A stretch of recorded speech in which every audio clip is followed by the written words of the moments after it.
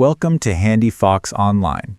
In this quick tour, we'll show you how to create transactions in the web version of HandiFox. You can create all types of transactions: inventory transfers, counts, purchase orders, inventory receipts, estimates, sales orders, invoices, credit memos, and sales receipts.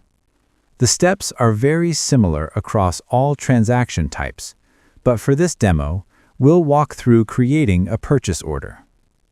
To start, go to Purchases, Purchase Transactions, and click the plus button. Choose Purchase Order. First, select your vendor from the drop-down.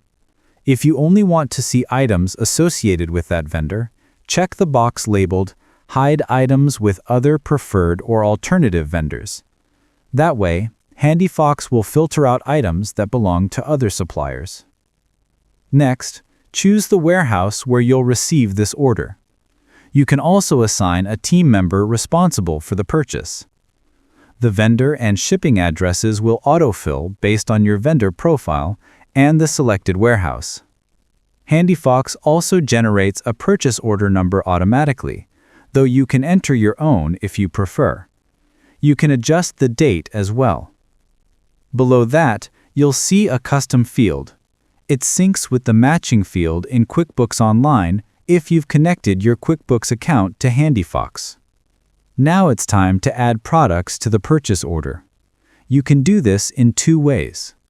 Click in the Item field and pick SKUs from the drop-down list, or use the Scan Barcode field and scan your products directly with a barcode scanner.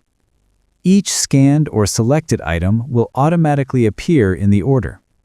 Once all your items are added, you can fill out the Memo field with any additional notes.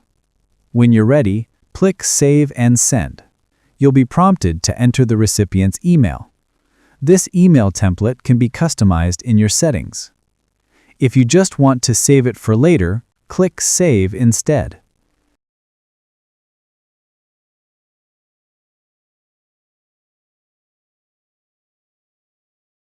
To find your saved purchase orders, go back to Purchases, Purchase Transactions, and you can filter by status or date to locate your order quickly.